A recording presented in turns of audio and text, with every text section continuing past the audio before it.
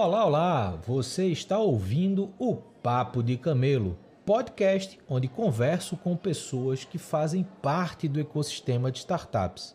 Eu sou o Luiz Gomes e estou há mais de 10 anos imerso nesse ecossistema. Já criei startup, vendi startup, criei programas de aceleração, já analisei mais de 1000 startups nos últimos anos e participei de diversas rodadas de investimento. Atualmente, eu crio conteúdo para startups na minha newsletter, a Camelo, que eu te convido para conhecer e assinar. Agora, vamos ao que interessa. Temos uma trajetória incrível para conhecer. 1, 2, 3, 4.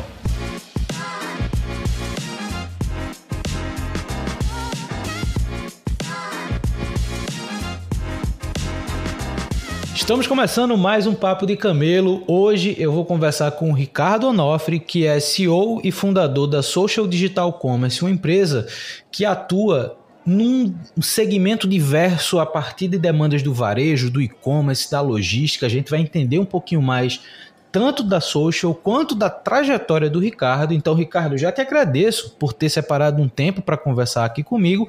Passando a palavra para você, como eu sempre faço. Quem é você e como é que você chegou até aqui? Luiz, primeiro, obrigado pela oportunidade de falar com o Papo de Camelo, poder falar um pouco da minha história e da história da Social. Meu nome é Ricardo, sou o CEO da Social, sou fundador junto com o Diogo Olher, nós dois que tivemos a ideia da fundação da empresa. Tenho 51 anos hoje. E contando um pouco da minha trajetória, eu venho do mercado de desenvolvimento de produtos, né? Então, quando eu tinha, na verdade, 17 anos, mais ou menos, tive a perda do meu pai e eu meio que assumi a frente de negociações, trabalhando em algumas grandes empresas, desenvolvendo produtos, sempre na área comercial e em comércio exterior. Então, a minha trajetória vem dessa área, por muitos anos, trabalhando também com trade company, né? Importando produtos e desenvolvendo produtos na Ásia, principalmente na Europa, e trazendo para o Brasil, ajudando com brand e estruturando as operações de algumas empresas como funcionário. Então, fui empreendedor dentro dessas próprias empresas, mas como funcionário, que me trouxe bastante know-how para que eu pudesse aplicar na minha empresa todo o conhecimento que eu adquiri. Muitas pessoas me perguntam, né, como é que você conseguiu, como é que você chegou até aqui? Muitas vezes os jovens, as empresas de startup que a gente se encontra, é bem legal essa troca. E acho que o que eu sempre coloco, sem dúvida, é a resiliência. Acho que não existe uma forma mágica de que a pessoa ela é brilhante, a gente tem boas ideias, mas a gente usa também do know-how do que a gente aprendeu durante a carreira, mas principalmente resiliência, a determinação para que você consiga entregar e atingir os objetivos que você traçou para o projeto da Social, por exemplo, nos últimos 7 anos, né, que a gente colocou isso no ar e graças a Deus as coisas estão indo super bem. Boa. Cara, eu dei uma olhada na tua trajetória e você comentou um pouquinho agora, e o que eu achei interessante quando eu olhei para o que a Social faz, e eu lembrei um pouco da minha experiência, eu empreendi uma startup de logística, né? A gente chegou a vender essa startup em 2016 para o Porto de Roterdã. Lidar com o mercado logística como um todo, que é um mercado tradicional, é complexo porque tem processos, tem regras que precisam ser seguidas, tem burocracias que muitas vezes não podem ser quebradas. E quando eu olhei a Social numa primeira leitura, eu percebi, obviamente, que vocês atuam muito forte também com produtos digitais, né, com apoio a varejos e ao processo do comércio como um todo.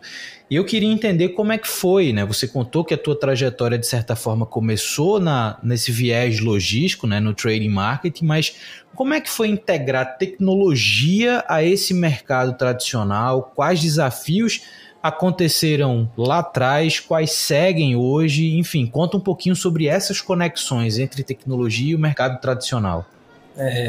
Sem dúvida é um ponto importante, Luiz. Quando eu migrei, né, para o mercado digital, eu já estava empreendendo em 15 anos, né? Eu tenho 51 anos, então já faz um bom tempo que eu estou trabalhando. Trabalhei um período, né, como funcionário dessas empresas e, como eu falei, empreendendo dentro das próprias empresas, desenvolvendo produto, mas que envolvia muitas questões logísticas internacionais e também de fulfillment no Brasil, que me deu bastante know-how para os projetos de B2B, para a indústria. Então eu já vinha fazendo isso há muitos anos. e me tornei sócio de uma trade company e de uma empresa que a gente também fazia desenvolvimento de produtos na China.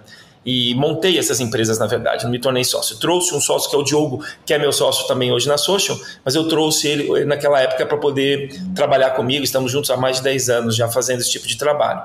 Os clientes começaram a buscar, a gente já fazia muitas operações de B2B estruturada, né? Então eu importava o produto, armazenava o produto aqui no Brasil e fazia operações olhando as questões fiscais também, que é um viés que a gente tem bastante conhecimento, para uma empresa no lucro real, o cara me emitia uma nota fiscal no Simples e a gente conseguia ter uma tributação adequada e uma lucratividade maior para esses players que nos procuravam. Durante esse processo que eu fazia essa gestão de B2B, muitos clientes começaram a pedir para que a gente também fizesse o B2C. E sem dúvida foi um desafio, porque eu não venho desse mercado de digitalização. Essa mudança para mim foi uma mudança muito legal, assim, de aprendizado. Eu tive que me dedicar bastante para aprender. Ainda continuo aprendendo com os players, com meus concorrentes, com os parceiros que a gente tem hoje no mercado. E foi um momento certo, né? Isso foi bem antes da pandemia, foi em 2017 que a gente teve essa virada digital de colocar tecnologia dentro das operações de fulfillment, logística, plataforma, e a gente foi conseguindo montar o nosso ecossistema. Então, na verdade, foi um pedido dos nossos clientes, que confiavam muito na nossa gestão de logística, que sempre foi um grande problema do e-commerce. Você tem entregas pontuais, rápidas, com bom serviço de fulfillment, que era algo que a gente já fazia bem há mais de 15 anos, fazendo operações de B2B, operações muito grandes, estruturadas. Só que nós não éramos conhecidos no mercado de digital, até porque a gente estava no mercado mais offline, trabalhando trade market. Quando nós viemos para o mercado de digital, a gente começou a crescer, começou a aparecer bastante e foi uma curva de aprendizado para mim também, que eu tive que me dedicar muito a aprender, a estudar, a entender esse ecossistema, e eu me dediquei, me debrucei bastante para poder aprender. Eu tenho uma capacidade de aprender muito rápido, isso me ajudou muito nesse primeiro ano da gestão da Social, a gente ter esse crescimento, já fechamos grandes contas, aí foi aí que eu saí da trade, que eu tinha um sócio, vendi a minha parte para a trade e me dediquei integralmente a partir de 2018, eu e o Diogo, que a gente acreditava que a Social seria uma empresa do futuro, que atrelava tecnologia, também trade market, a gente também faz importação para clientes hoje em operações de ponta a ponta, e a gente também trabalharia as plataformas, toda a parte de mídia, aquisição de tráfego, armazenagem de produto e o last mile. E a gente acabou, sem dúvida, sendo muito bem sucedido por essas escolhas e por ter trilhado esse caminho.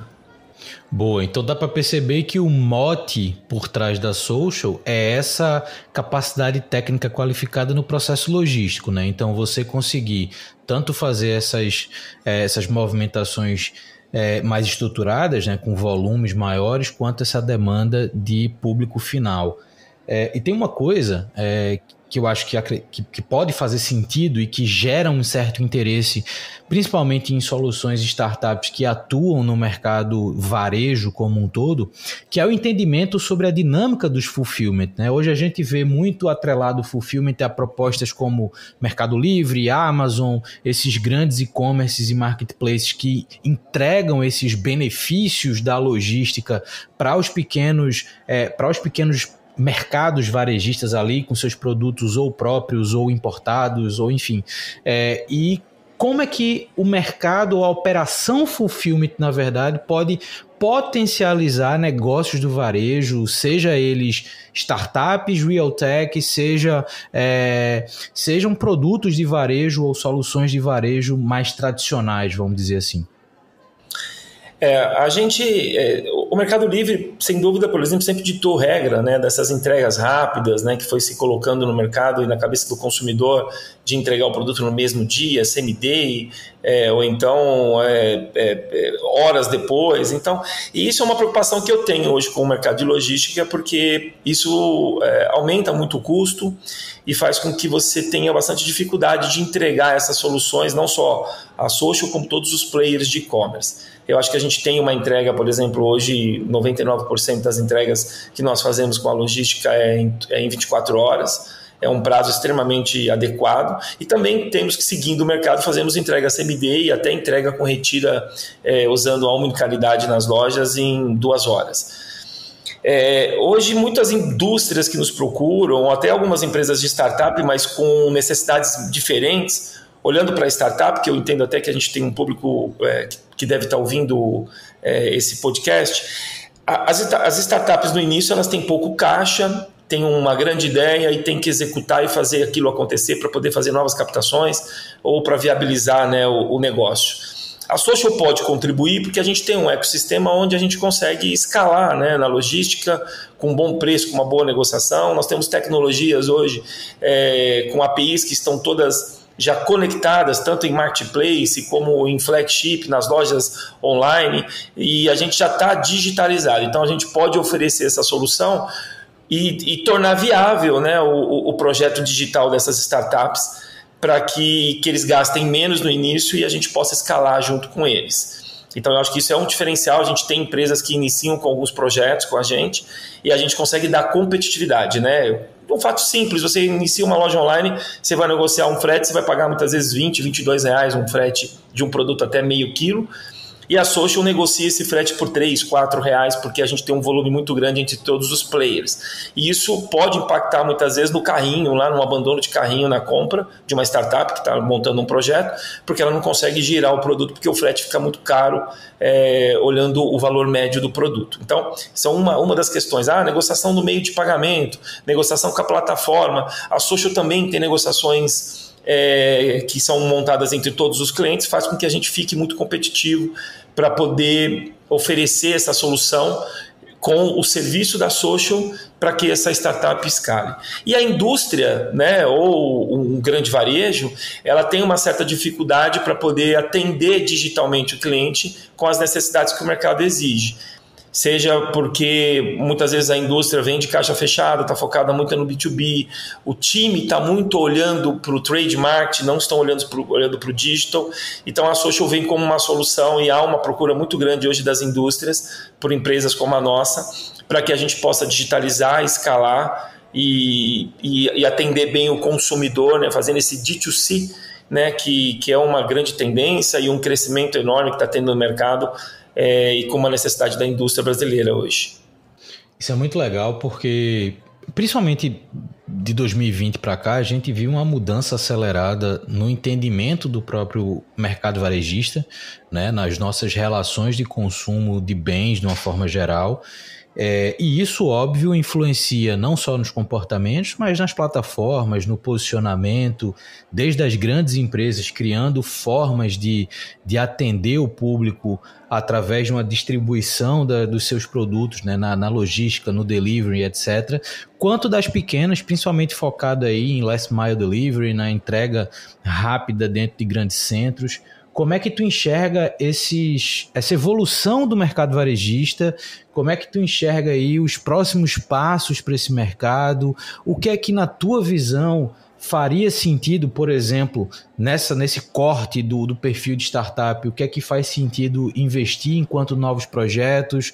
O que é que eventualmente já não faz mais sentido? Então, já que a Social hoje consegue olhar a cadeia como um todo, como é que vocês enxergam hoje a dinâmica desse mercado varejista?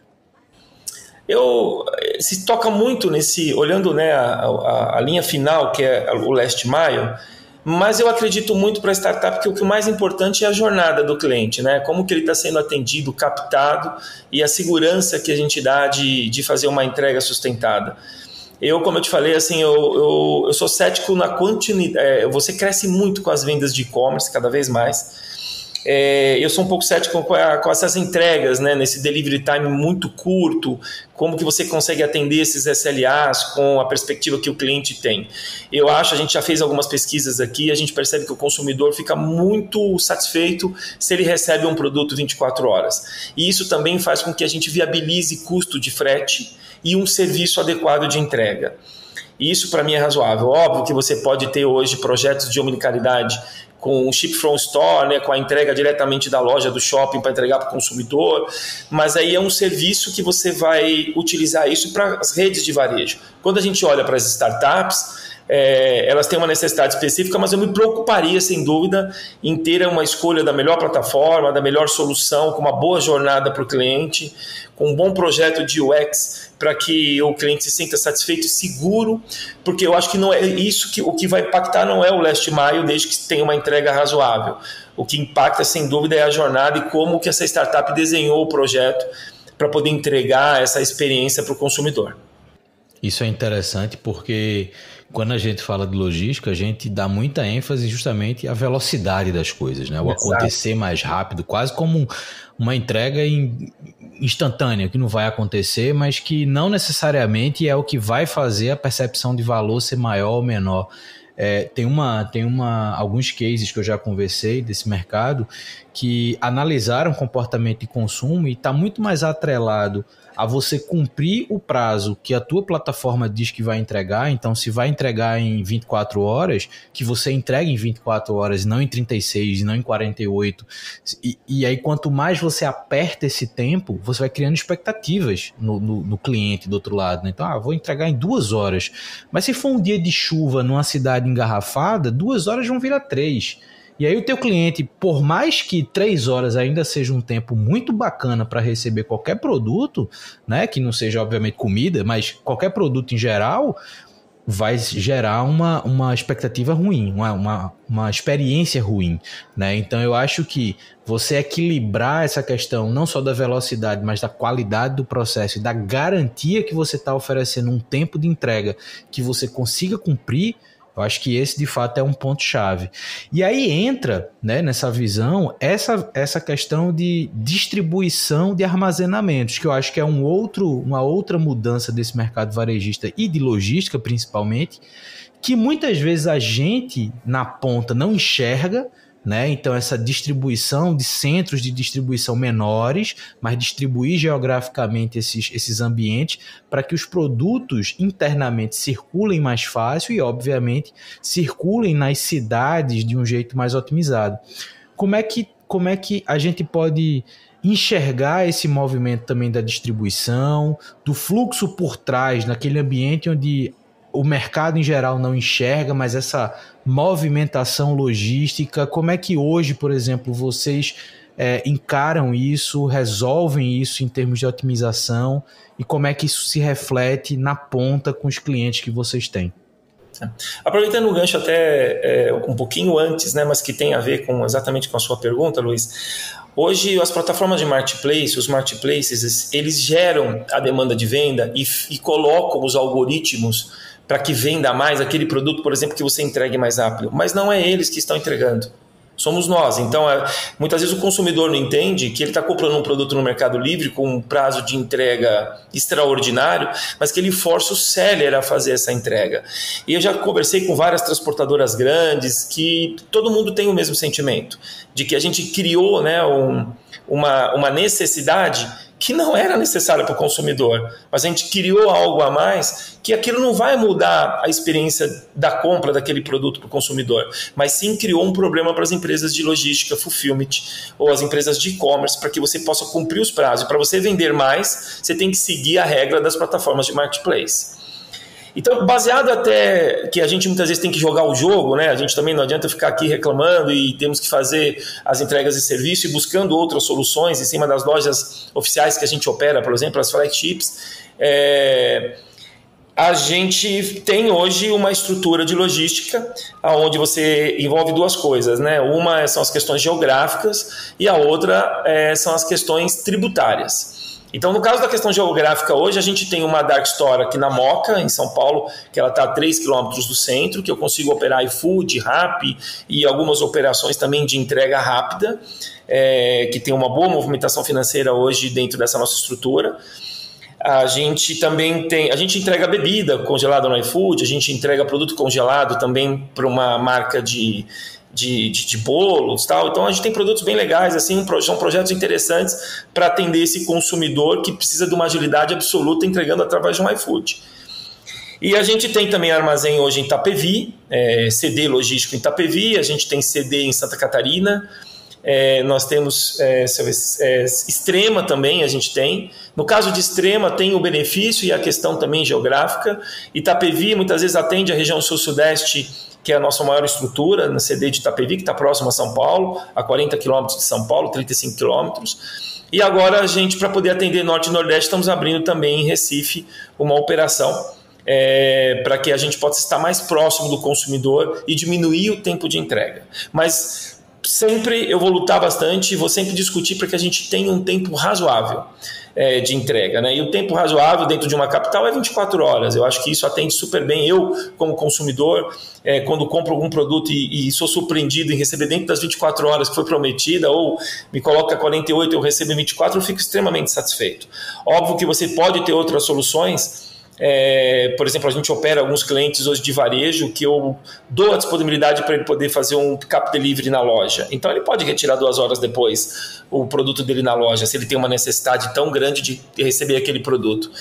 Mas sempre quando você faz um ponto a ponto, que é tirar esse produto do fulfillment, da logística, para entregar até o consumidor, tem que tomar cuidado porque a gente depende de grandes cidades, que hoje nós temos uma infraestrutura logística, uma malha logística complexa, aí você tem chuva, você tem momentos de trânsito, que isso pode dificultar e frustrar o consumidor. Por isso que ainda que eu sou bastante defensor de ter uma descentralização, como nós temos hoje, de alguns armazéns estratégicos usando o benefício fiscal, mais as questões geográficas para eu estar mais próximo do consumidor, mas sempre dentro de uma entrega razoável para a gente poder cumprir aquilo que a gente combinou com esse consumidor exigente brasileiro. Pô, interessante. Uma outra coisa que me chamou a atenção, Ricardo, e aí tu contando também a tua história, voltando um pouquinho no tempo, quando você falou da tua experiência na importação, nesse mercado de translado de produtos a nível internacional, eu recebia muita demanda na época que eu estava empreendendo nesse mercado e eu acredito que isso também chegue para vocês e, obviamente, querer entender a tua visão sobre isso, dos desafios, sejam startups, sejam pequenas empresas que querem começar uma operação baseado em produtos importados, por exemplo, da China e, obviamente, não tem nem capital, nem estrutura, nem projeção para fazer grandes volumes de importação. E acabam dependendo de consolidação de cargas, acabam dependendo de operações complementares ali, às vezes muito mais caras do que o processo normal para poder você receber a quantidade que de fato faz sentido para o momento do seu negócio. Como é que hoje, e aí você falou também que além das indústrias você atende pequenos varejistas e até consumidor final, quais são os desafios / oportunidades que você enxerga nesse fluxo de importação de itens, considerando esses pequenos players? Hoje nós temos aqui no Brasil muitos distribuidores, revendedores de produto no modelo de compra e venda. Então ele compra o produto, coloca no site dele e faz as vendas, né? Esses empreendedores que a gente tem, os empreendedores locais. E você sempre vai ficar dependendo do produto, se tem brand, se tem marca, é um produto que é top of mind, que todo mundo entra na loja para comprar lá, um tênis da Nike, então você obrigatoriamente tem que ter aquele produto e você não vai conseguir importar um produto igual. O desafio, para alguns produtos, eu tenho alguns clientes de UD, de utilidade doméstica, de ferramentas, de tantas áreas. Existe hoje na China uma feira que ela acontece em abril e outubro, que chama Canton Fair. Que vende produtos do mundo inteiro e durante esse mês de feira você tem por semana quais são os segmentos, né?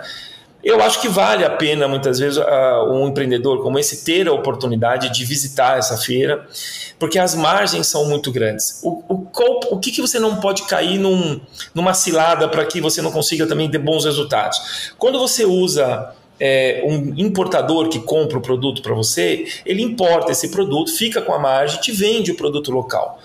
Então você não fica tão competitivo. E muitas vezes esse importador traz o mesmo produto para dezenas de clientes, e esses clientes que ficam brigando hoje, por exemplo, no Meli, nos marketplaces, pelo mesmo produto numa briga de preço que quem ganha é só o Mercado Livre. E esse empreendedor sempre vai ficando com a margem mais difícil de se manter. Então, eu acho que vale a pena, sem dúvida, desenvolver uma marca própria. Eu sou muito a favor hoje, quando se tem um produto, desenvolver uma marca própria.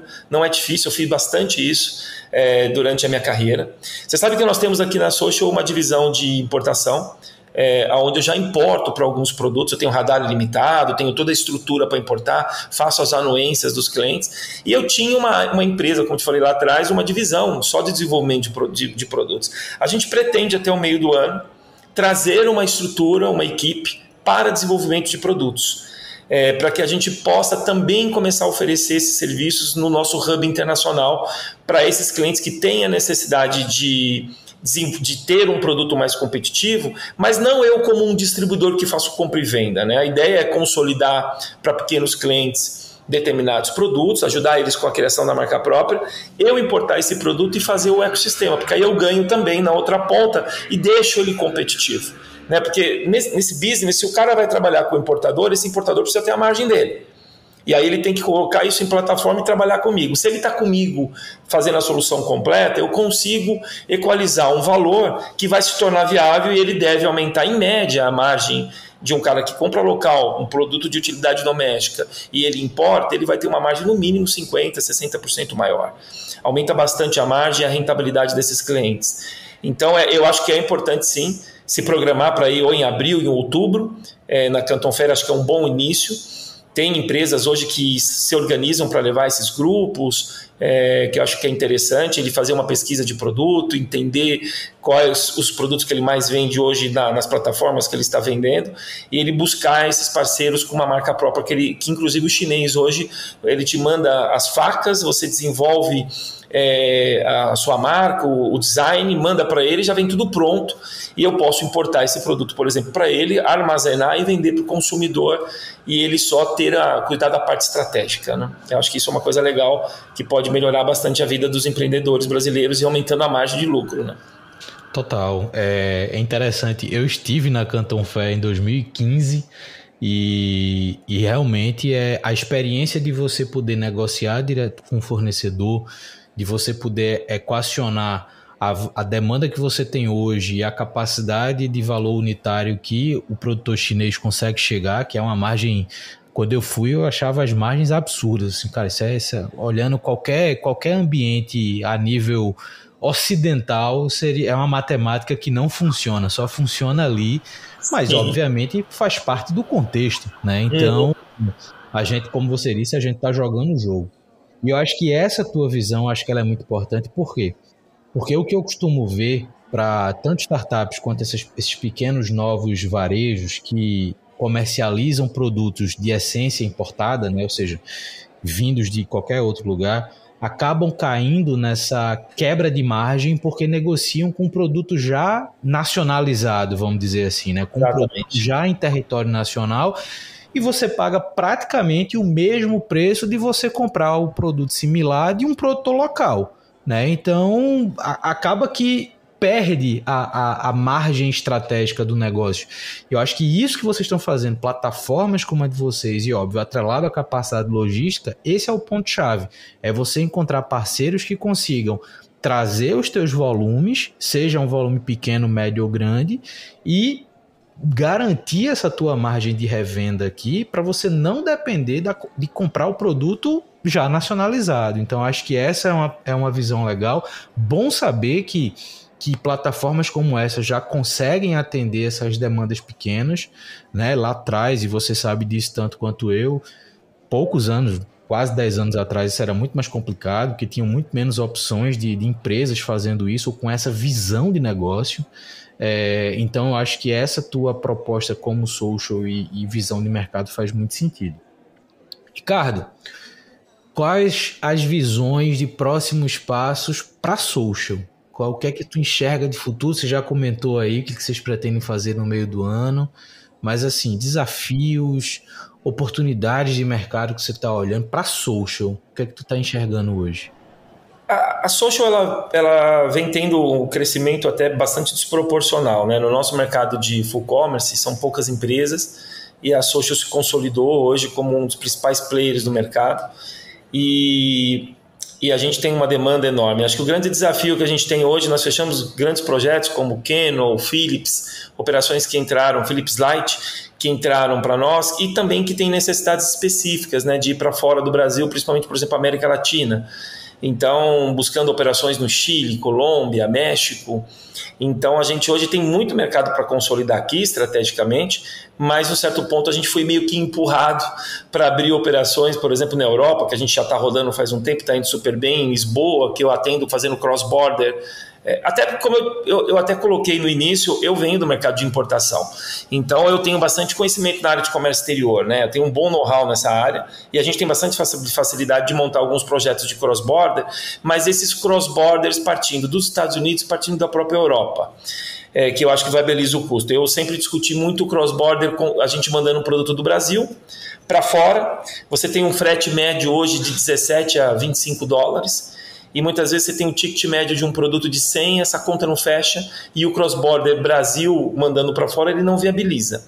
Então a gente tem uma área de comércio exterior aqui dentro, que eu exporto o produto do meu cliente para a Europa, num container, que eu diluo o custo desse frete entre todos os itens que eu estou mandando, armazeno esse produto no meu armazém logístico e faço full commerce, a partir, por exemplo, de Lisboa, atendendo a Europa, ou a partir do México, atendendo às vezes até o próprio mercado local, quando tem uma necessidade específica. Então, o nosso desafio está sendo esse crescimento obrigatório, né, para não perder essa conta, não deixar na mão de uma outra empresa que não vai atender como esse cliente precisa com o full commerce. Então, esse é um dos principais desafios.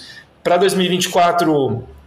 a Social começou o ano super bem, a gente colocou grandes operações, fechamos novas operações, acho que tem 6 novos clientes que estão entrando na operação nos próximos 3 meses, 6 contas grandes, e a gente deve ter um crescimento ainda maior comparado ao que a gente teve em 2023. O desafio sempre é caixa, acho que para todo mundo, estruturar as operações de logística, a gente tem contratação de pessoas, são muitos desafios, mas que a gente vem conseguindo cumprir isso de uma forma bem planejada e conseguir executar isso dentro dos projetos que entram. A gente tem os nossos PMOs que nos dão uma direção quando entra as contas, e a gente tem as execuções de projeto, a gente sabe quais são as fases, no momento que eu tenho que ter gente para agência, gente para poder tocar as operações de atendimento ao cliente, a parte de logística, né, quando a gente tem que movimentar, e sempre a gente está ampliando armazéns, reformando, colocando porta-pallet, contratando funcionários, toda essa estrutura para poder atender esse cliente. Então a gente consegue isso de forma planejada, atender bem os clientes, mas é um desafio enorme, sem dúvida nenhuma, principalmente a parte de internacionalização, porque você tem são outras moedas, tem questões tributárias que você tem que aprender de cada país. Eu tenho até uma certa facilidade porque eu conheço, porque eu fiz isso por muito tempo, mas hoje eu sou o CEO que eu cuido num todo, eu tenho pessoas dedicadas nesse projeto, nesses projetos específicos, mas que está caminhando bem, a gente está no processo de ampliação bem forte para 2024. Boa.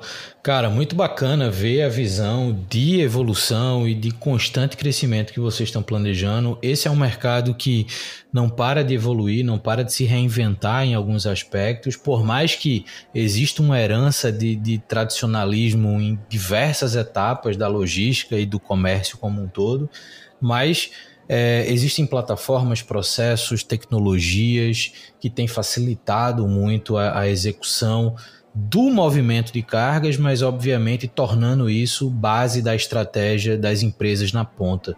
E eu acho que isso é muito bacana para o público que escuta a gente, né? Principalmente empreendedoras e empreendedores que muitas vezes querem exemplos e formas de tirar suas ideias do papel e terem ideias que sejam financeiramente sustentáveis.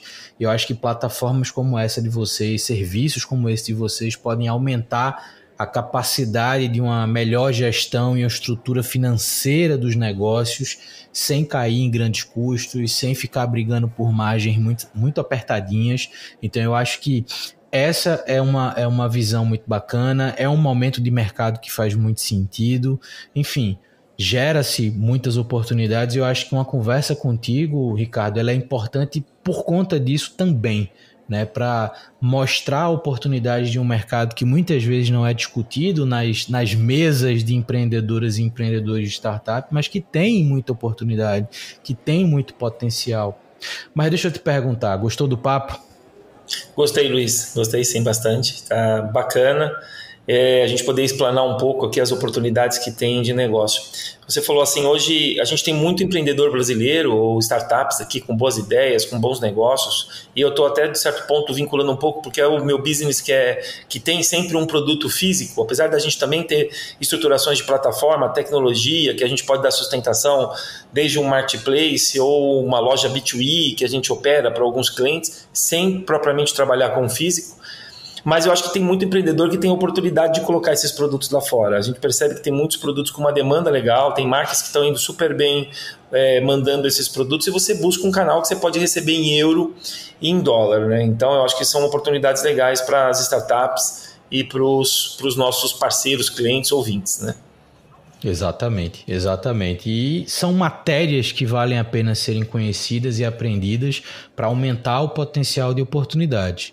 Ricardo, muito legal conversar contigo, uma baita história, uma baita experiência. Acredito que quem chegou até aqui, de fato, tem algumas questões importantes para refletir, para aprender. Lembrando que todas as informações sobre o Ricardo, sobre a Social, vão estar disponíveis na descrição desse episódio. Então, segue o Ricardo lá no LinkedIn, acompanha a Social, entende um pouco mais sobre a dinâmica desse mercado, porque pode surgir oportunidades que muitas vezes não estão mapeadas hoje e que podem fazer muito sentido para o seu negócio ou para a sua visão de negócio. Então, a gente se escuta no próximo Papo de Camelo. Valeu!